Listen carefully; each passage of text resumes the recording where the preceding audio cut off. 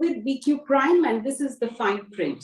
Budget 2023 is 10 days away, and speculations are rife about what the finance minister might announce.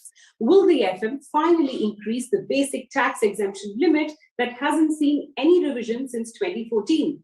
Will the capital gains tax regime finally see some simplification? Or will the budgetary allocation to social schemes will be the overriding theme ahead of general elections next year? To do some crystal gazing today, I have with me PMR Legal's Mukesh Butani. Mr. Butani, welcome to the fine print. What do you foresee Budget 2023 to be about, Mr. Butani? Well, the larger articulation of India emerging as a super economic power and all forms of GDP growth rate projections being spoken about would be the theme in my view. So we've gone past the 5 trillion, and one of the large consulting firms has painted a $29 trillion economy. Yeah. So I think the target setting would be based on some of those large themes, which means government spending on infrastructure, a very aggressive divestment program, continuing with the momentum that the government has gathered on taxes. And I think specifically with regard to taxes, we are seeing a very interesting trend that's emerging, which is both on both sides, the GST and the larger indirect tax bracket and the direct taxes are firing now 8 cylinders. So I'm sure that there is going to be a great degree of focus on fiscal discipline, because this is, in my view, her opportunity to be able to not let go of what poses a very interesting opportunity for India to correct the fiscal deficit, which means that whether that results in strengthening of rupee or that results in attracting more foreign direct investments or ability of Indian corporates to raise debt at a inexpensive price in an era where interest rates are rising would be some of the interesting trends to watch for. But I think that these are some of the larger themes that are likely to guide the finance minister for this year's budget. Great segue into my next question, Mr. Butani. What's your sense on tax targets, right? On the direct tax front, we've seen on 87% net collection so far, of the budgetary estimates. The month-on-month GST collections have been promising so far. But on the other hand, the non-tax revenue and the divestment proceeds so far don't paint a very optimistic picture. So what's practically possible, if at all, in terms of tax rates or tax swaps for the government to look at? I don't see any significant changes in tax rates or tax swaps. The only tax swap, if you call it, would be extension of the concessional rate of tax of 15% for new manufacturing. I don't see the government tinkering with the 22% tax rate for manufacturing in general. Neither do I see any relief from the maximum marginal rate of 30% for all forms of non-manufacturing. So that's not an area where I see tax rate, tax slab changes.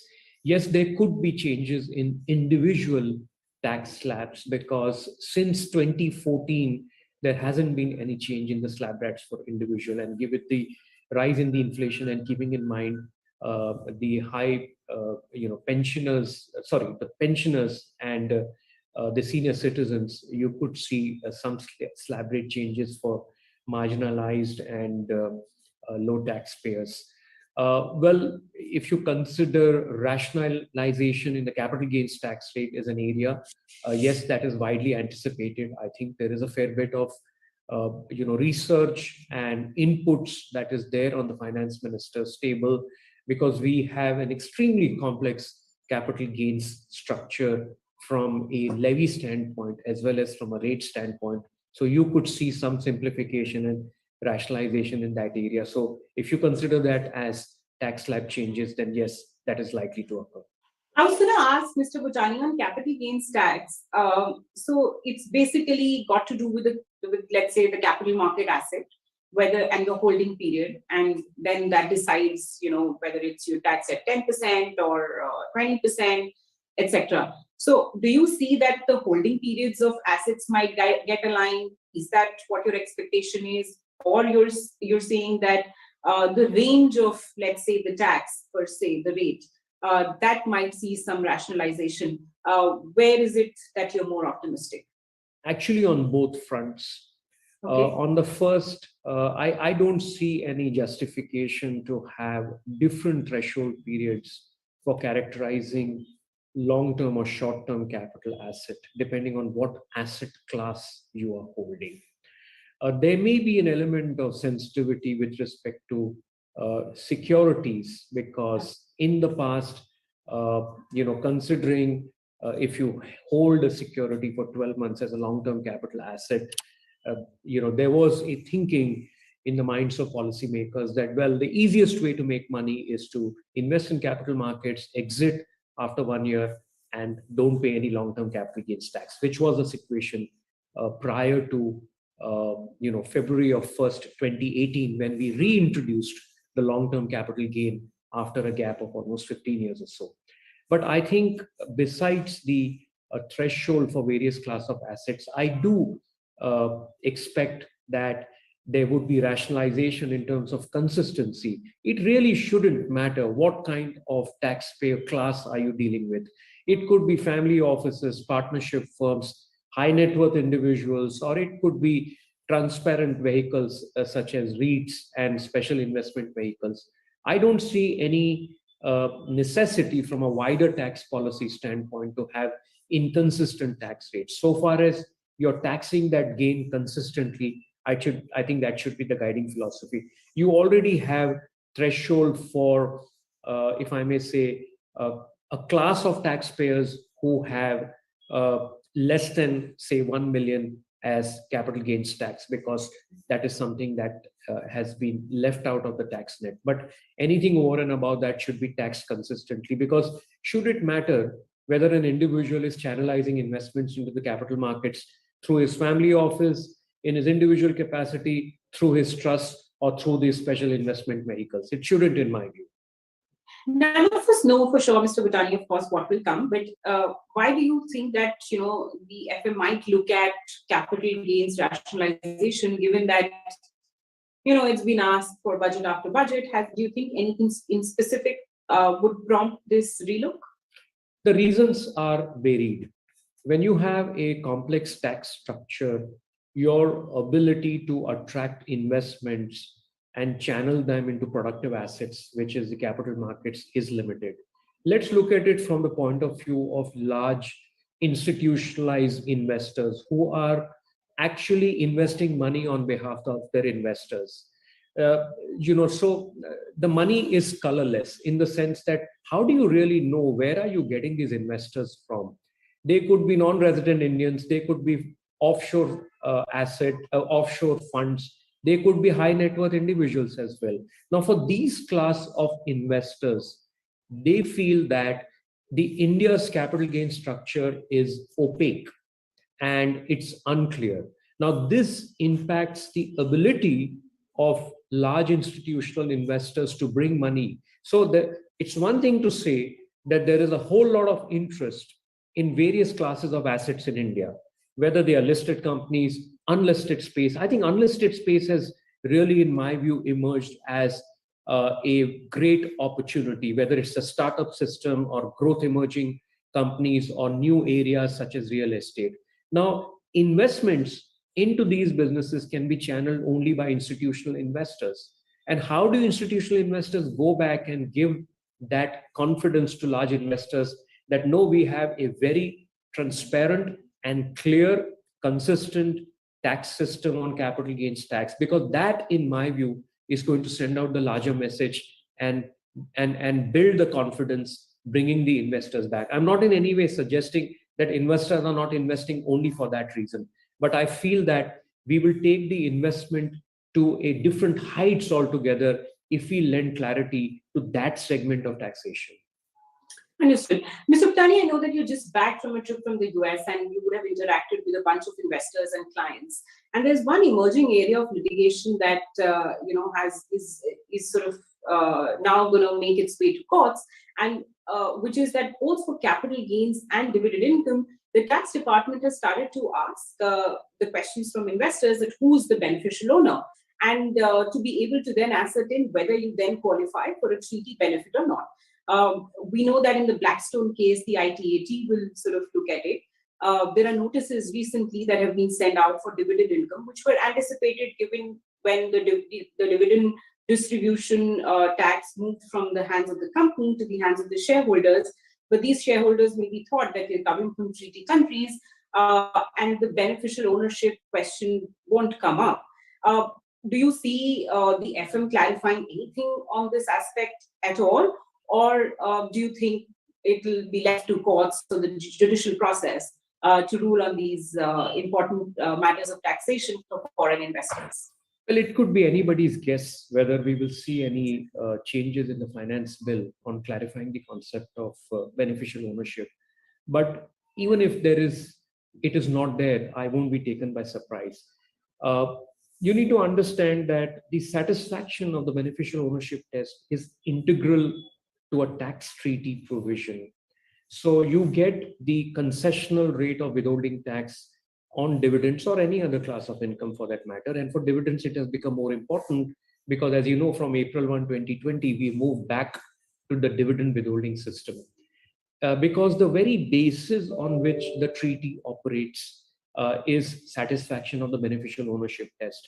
Now, there are two ways to look at it. Do you look at the international public law to look at what is satisfaction of beneficial ownership test, or do you have something legislated in your domestic law? I think there is fair bit of jurisprudence available to look into how the world looks at satisfaction of beneficial ownership test. So if you supplement it in an Indian law, then it is fine. But even if you don't do it, nothing is likely to happen. But yes, to your point, that in the recent past, the tax administration has picked up this as one of the criteria, is an area of, I would say, anxiety. I won't even use the word concern, because again, foreign investors are looking out for certainty over there. How the tax administration goes about applying the beneficial ownership test requires clarity, requires consistency. But I think many of these changes can be carried out through subordinate legislation. But the larger point still remains that the beneficial rate of withholding tax on dividends will be subjected to beneficial ownership test. And I think India is consistent with what is happening with tax administrations across the world. Just staying with the theme of tax litigation for just a couple of more minutes, Mr. Butani, do you believe, so, recently the finance bill has been used to sort of address areas where there is very high litigation, right? There have been amendments or clarifications of the government's position made clear, even if it is not by way of amendments, but by saying, hey, look, we are clarifying this. Any specific area that you foresee might sort of see some clarity on that, on the litigation front? Well, I think on litigation front, you can divide government actions or inactions in two parts. One is legislative change, and second is deeper administrative reforms. I think on legislative changes, there's been a fair bit that has happened in the last 3 years, starting from budget of 2020, 2021, we had the service tax settlement scheme, we had the income tax closure for past appeals. So there's a fair bit that has happened on legislative front. I think what we really need is deeper reforms on the administrative front. And the deeper reforms on administrative front can be divided in two parts. One, an enabling set of subordinate legislation which serves as guidance to the field officer. Two, a very high degree of training of the field officers such that the application of the law is consistent. I think that's an area where we need to do a lot. But that is not a budget-driven exercise. It's purely administrative reforms. But yes, that's an area where investors are looking out for greater degree of certainty on how the law is applied. And then it comes to the dispute resolution mechanism. I think we as a nation are not very focused on dispute avoidance mechanism. We look at a contentious issue and then we shift our focus to the courts. That's not how matured economies look at it. They look at ways and means to reduce the dispute. A case in point is the new board of rulings that was set up in 2021. Yeah. Enabling regulations were announced, but it has still not been operationalized. So here is a law, well intended, legislated 2 years back, worked on it for 1 year, but the board of so we have no authority on advanced ruling, and we have no operational board of rulings. So that's an area where we lack.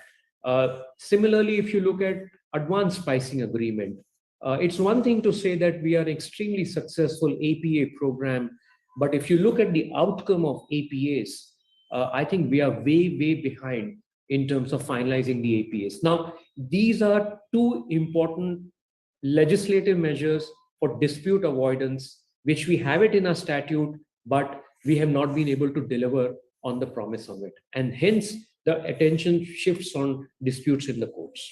Yeah, just curious, Mr. Butani, last year there was sort of a nugget there in the Finance Act which talked about litigation management, and it said that appeals should not be preferred if there is an existing question of law that's pending with the High Court or the Supreme Court on that question of law, and then you file fresh appeals for any other taxpayer or for the same taxpayer for a different year on that question of law.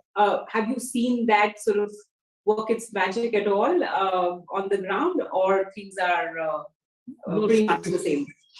Spicewini, you're referring to an important amendment because government was often criticized of filing, being the largest litigator. So in order to avoid the concept of repetitive appeals, there were legislative changes that were carried out in the statute, which says the government will not file appeals until the time the original appeal has been decided. Now, this, in my view, is more of an administrative measure because it ensures that the number of appeals that get filed in the courts are reduced. It's an important administrative measure. This will reduce the ability of the government to keep on filing repetitive appeals, but the government is still not giving up the right. What the government is trying to say, let's wait for the outcome of the final court. However, in my view, this reform is incomplete. What is required is a very high qualitative analysis. Should the government appeal into the higher appellate forum? So if there is a decision of the tribunal, should the government appeal to the High Court? If there's a decision of the High Court, should the government appeal to the Supreme Court? I think that's an important administrative reform we need.